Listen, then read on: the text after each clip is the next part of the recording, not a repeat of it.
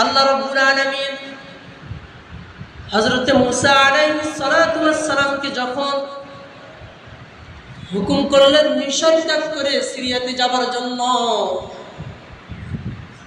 হযরত মূসা নবী আলাইহিস সালাতু ওয়াস সালাম গভীর রাত্রে তার কওমের লোকদেরকে নিয়ে মিশরের দিকে, মিশর ছেড়ে সিরিয়ার দিকে রওনা দিয়েছেন। এমতো অবস্থায় দেশের মধ্যে সকলে সংবাদ পাইল যে মূসা তার কওমের লোক নিয়ে মিশর ত্যাগ করে সিরিয়ার দিকে চলে যাইতেছে।